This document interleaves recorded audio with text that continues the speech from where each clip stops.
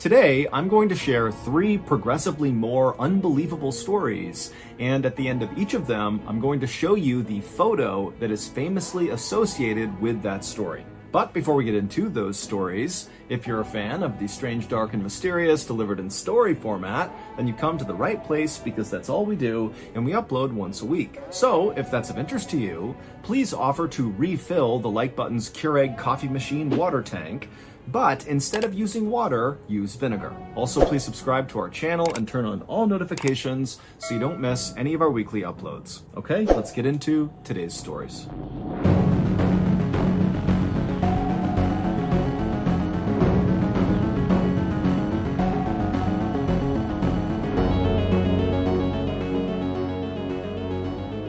On the evening of March 25th, 2017, a 25-year-old farmer named Akbar Solubiro was harvesting palm fruit at the local oil palm grove near his tiny village in Indonesia. Now, the way Akbar would do this is he would use this long curved pole and he would prod at the bright red fruit in the tree, knocking it to the ground, and then he would gather it up, put it in his cart, and wheel it back home to be sold for palm oil. Now, on this night, Akbar was actually working later than usual because his wife and kids were out of town for a couple of days visiting family, and so there was no real reason to head back home because the house was empty. But Akbar was actually just fine with that because there was tons of ripe fruit, and so staying late would be quite profitable. But after a while, when the sun had finally set and it was getting difficult to actually even see the fruit in the tree, Akbar knew he really needed to leave soon because this area at night was actually not safe.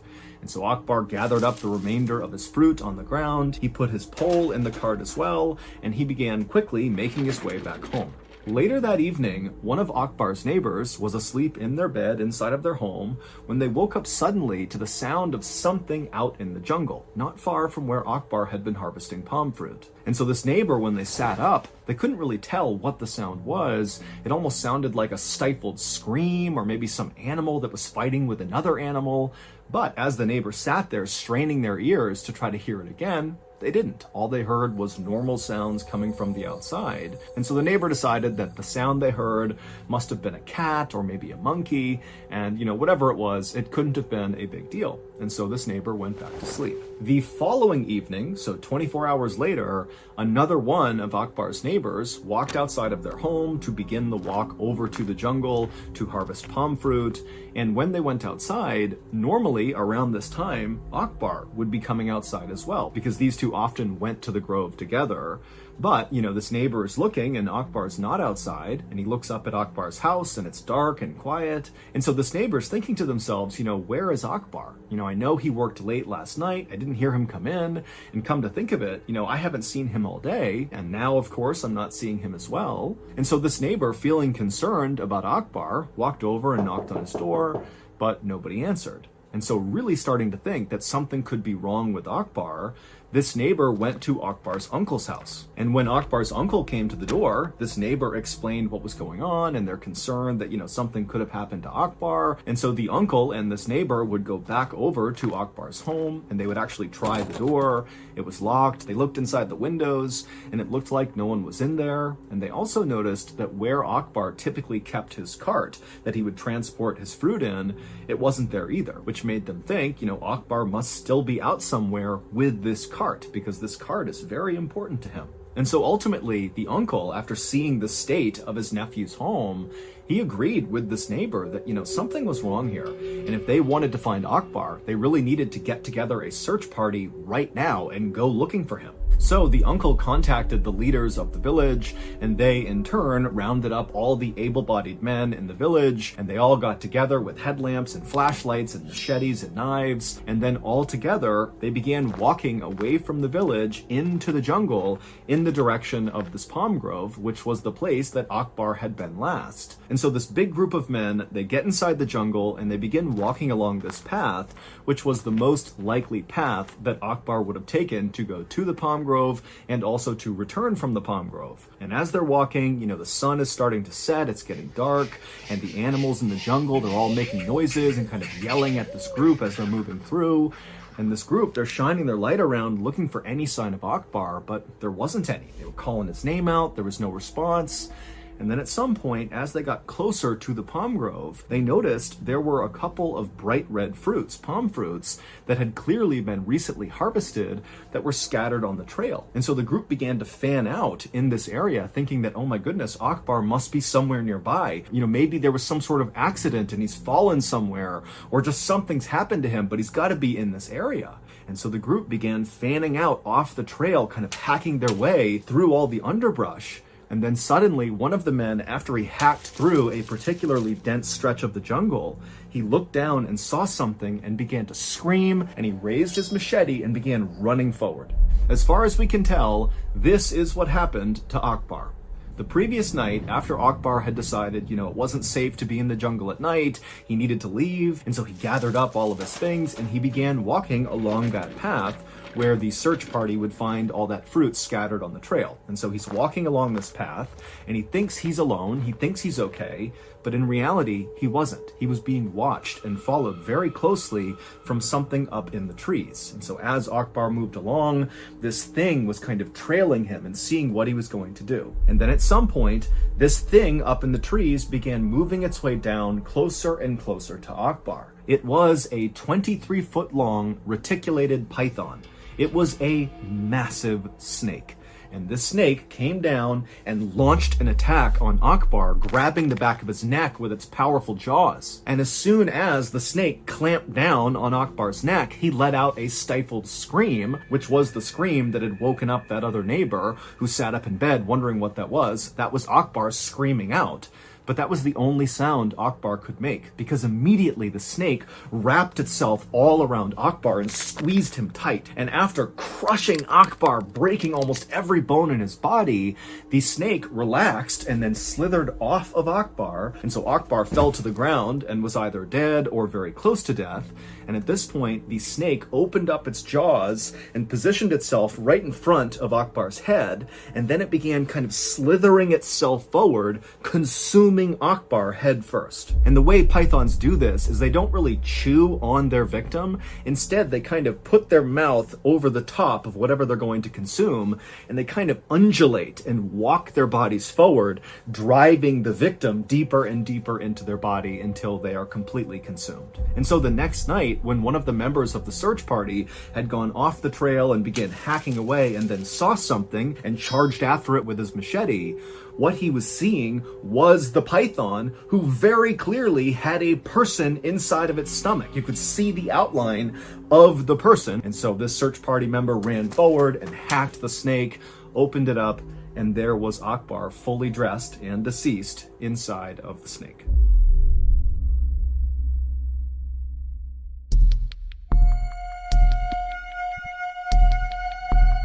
On the night of February 19th, 2022, a 41-year-old woman named Paula Ruiz was working the reception desk at a 4-star hotel in southern Mexico.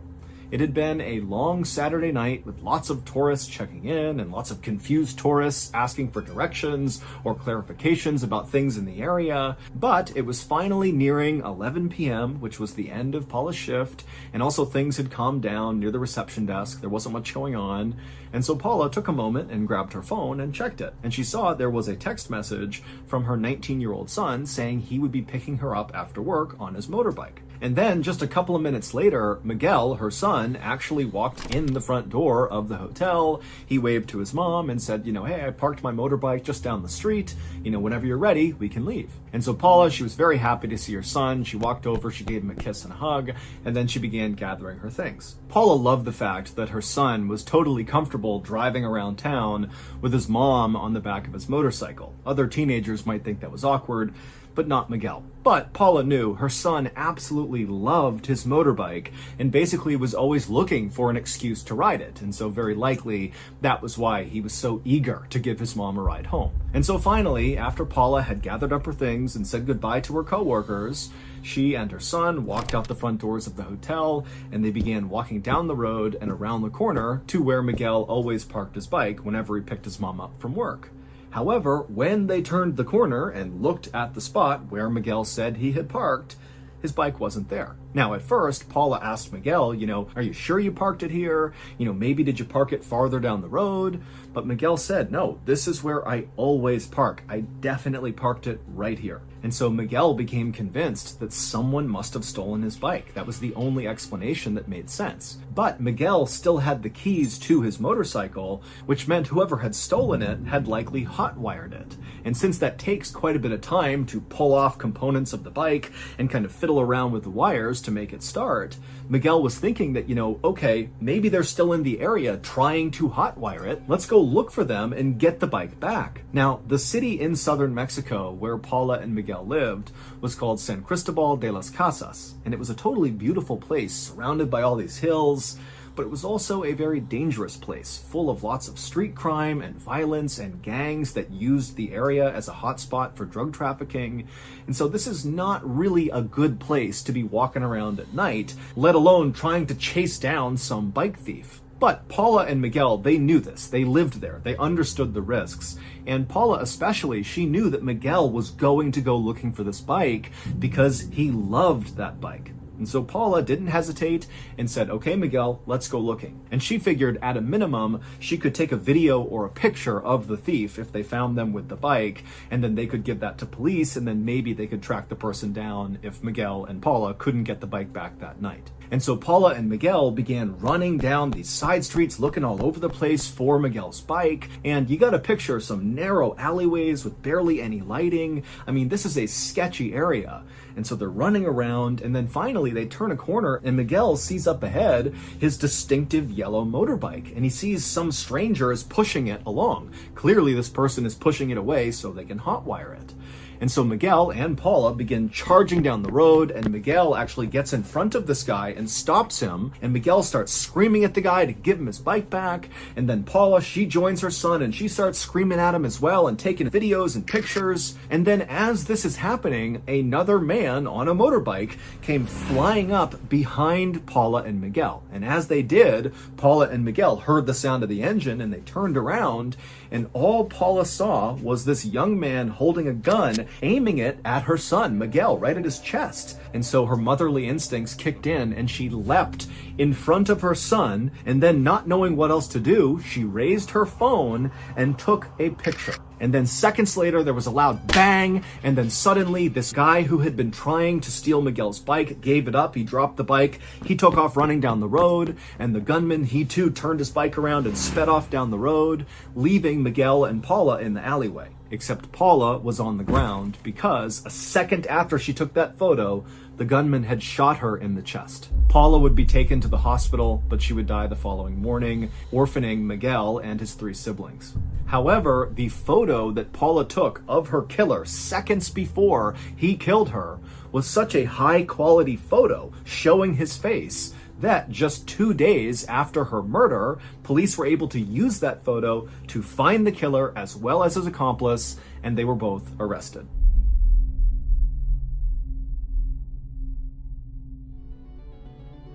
If you didn't catch my live storytelling event last month on the official MrBallen Discord server, then you kind of missed out. Not only were the stories awesome, at least according to me, but we also temporarily broke Discord because of how many people were trying to watch the event at once. But don't worry, you can be a part of our next live storytelling event on Discord if you just join the MrBallen Discord server, which is completely free. All you have to do is click the link in the description of this video or click the link in any of my social media bios. Also, the MrBallen Discord server is not just a place for live events. It's also a place where I make all of our biggest special announcements, and this summer we have a couple of huge announcements. So if you want to hear those announcements, you gotta get on the MrBallen Discord server. Either click the link in any of my social media bios or click the link in this video's description below. Okay, back to the stories.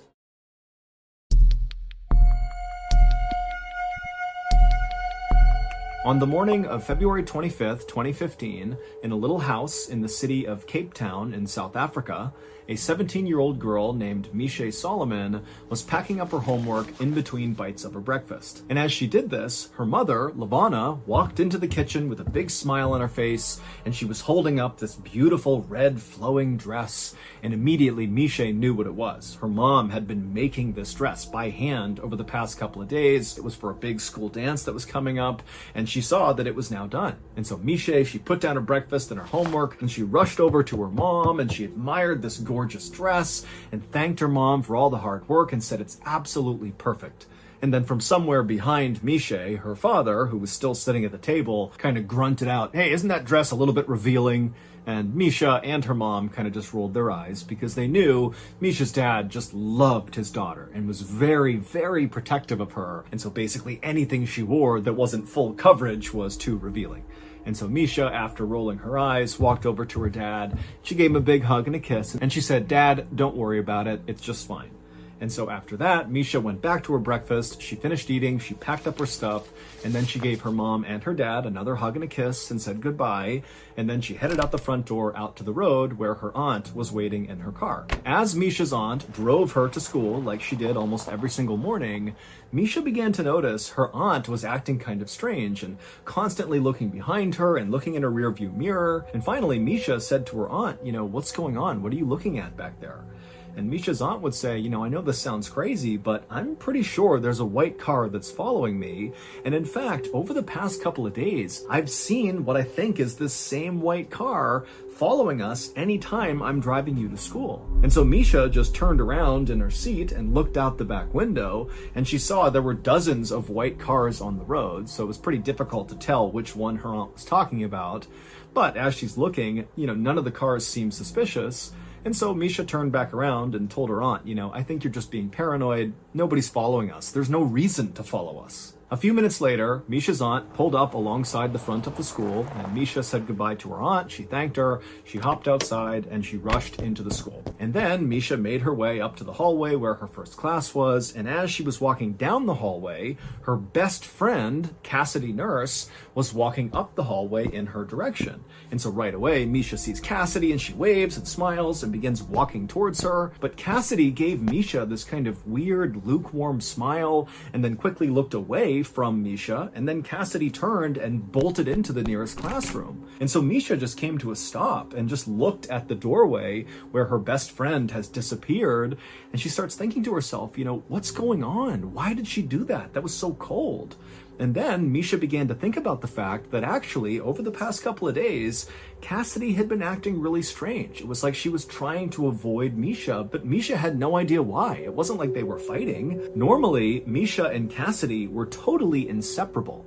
They had met earlier that school year, and even though they were actually kind of far apart in age, Cassidy was in 8th grade and Misha was in 12th grade, it was like it didn't matter. It was like right away when they met each other, they had this special bond where they just had to be around each other all the time. They shared everything with each other. And certainly anytime they saw each other in the hallway, they would stop to chat or even go into a nearby bathroom and do each other's hair and makeup and share any gossip they had recently heard. So for Cassidy to act like this was just totally uncharacteristic, and it really upset Misha.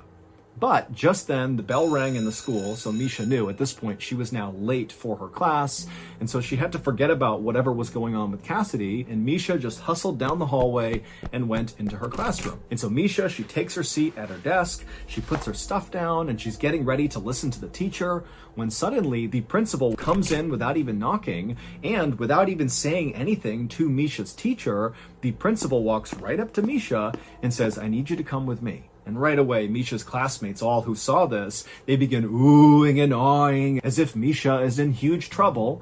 But Misha's thinking to herself, I didn't do anything. I have no idea what this is about. And so she kind of smiled like it was no big deal. She picked up her stuff and she followed the principal out into the hallway. But as Misha followed the principal down the hallway towards the principal's office, Misha's smile faded and she began to wonder, what is this about? What's going on? And then finally, they got to the principal's office. The principal opened up the door. Misha went in first, and the principal trailed behind her and shut the door behind them. When Misha looked into the principal's office, she saw there were already 2 people inside who she didn't recognize.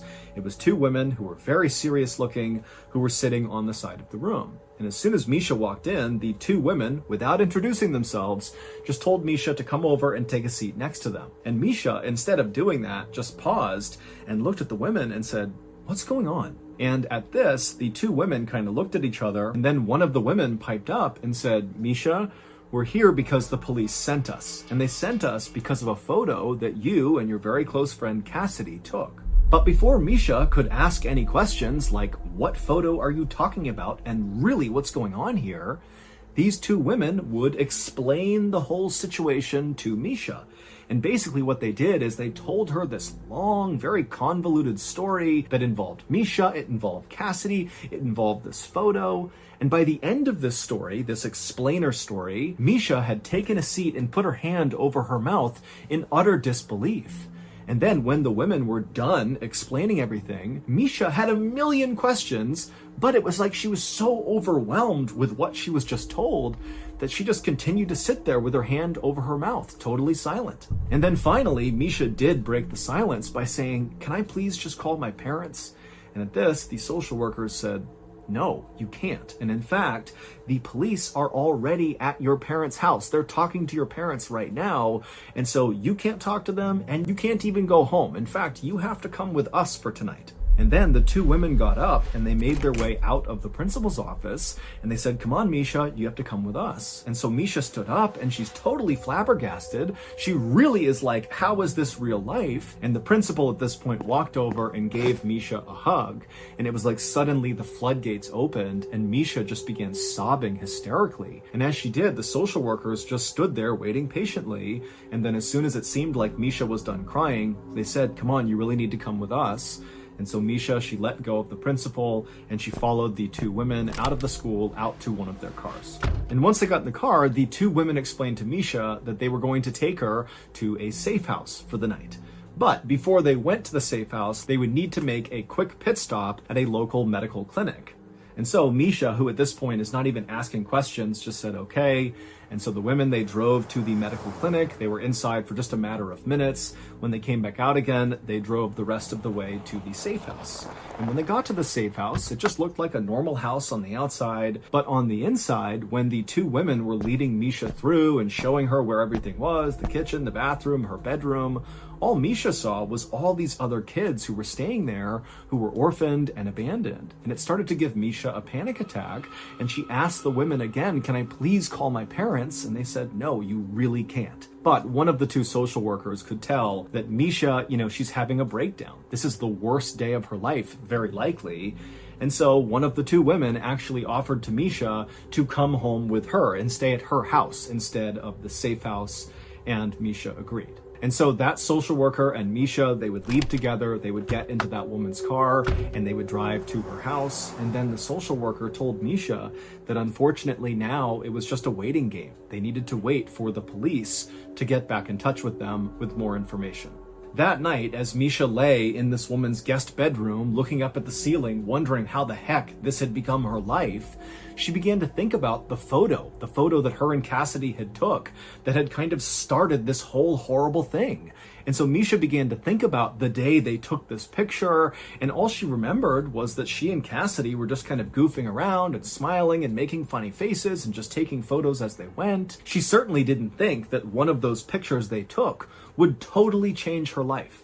The following morning, when Misha woke up, the social worker brought her to their office, the social worker's office, and there they met with the other woman who had first met Misha in the principal's office, and the 3 of them just sat in the office, not talking much, eating chicken wings and other snacks, just literally waiting for police to call them. And finally, they would call. And when they did, one of the social workers answered the phone, and as she listened to what she was being told, she began to frown, and by the time she hung up, she was crying. The news from the police was the news Misha had been afraid of ever since sitting in the principal's office the day before and hearing this whole crazy story about her and Cassidy and this photo. The special pit stop that Misha and the social workers made at the medical clinic the day before on the way to the safe house was so that Misha could get a DNA test. And now the police were calling back with the results of the test. And what the results showed was Misha Solomon was not actually Misha Solomon. Her real name was Zephany Nurse.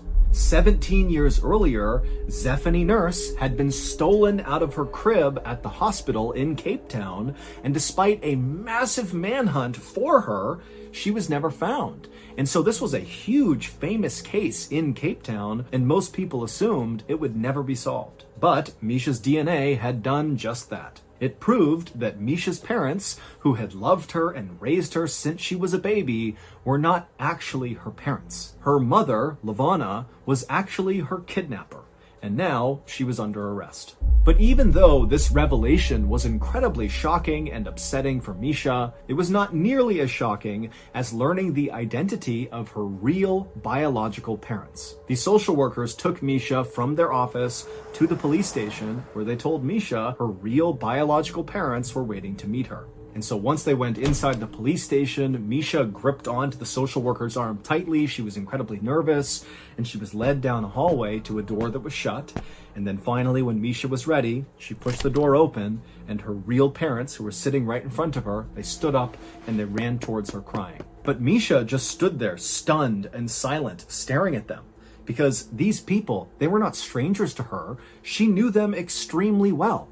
They were the parents of her best friend in the world, Cassidy Nurse, which meant Misha, aka Zephany Nurse, was Cassidy's sister.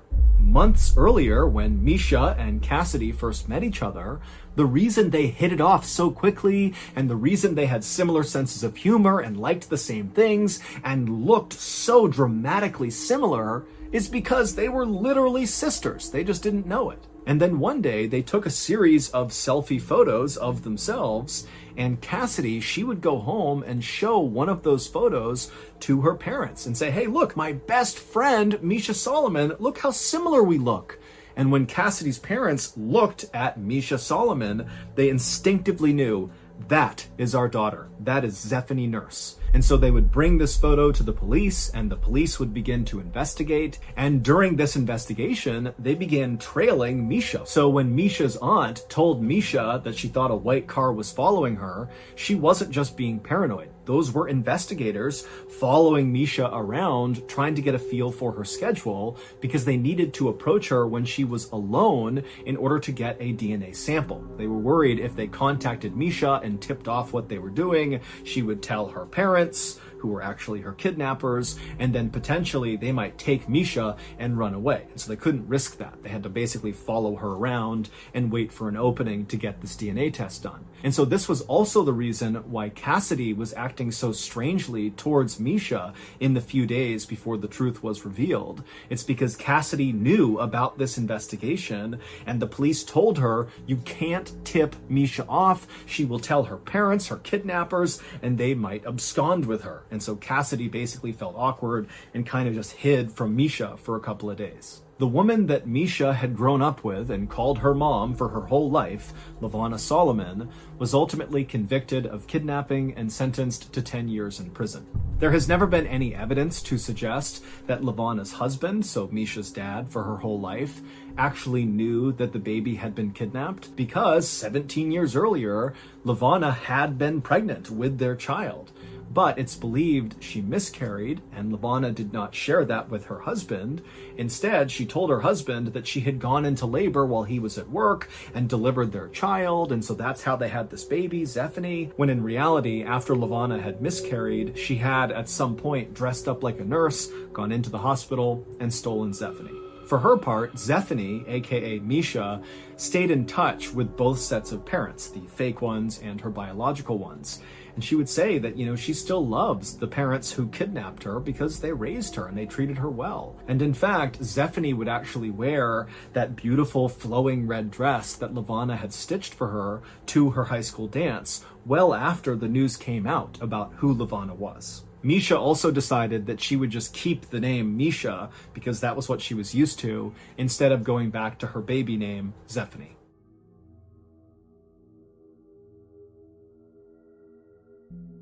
On a cold and snowy day in January of 1994, A land surveyor for the North Carolina Department of Transportation parked his car at the edge of Highway 421 in the Blue Ridge Mountains of North Carolina.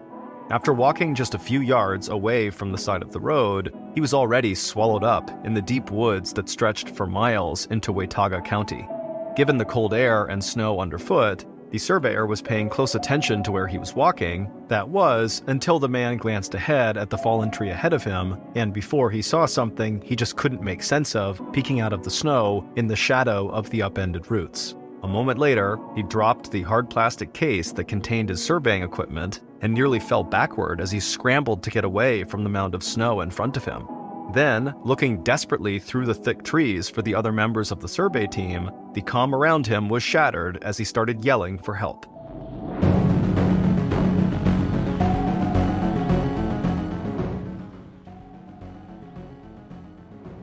So that's going to do it. If you enjoyed today's stories, be sure to check out our podcast called the MrBallen Podcast, where we have hundreds more stories just like this one, many of which are only available on the podcast. Again, it's called the MrBallen Podcast, and it's available exclusively on Amazon Music.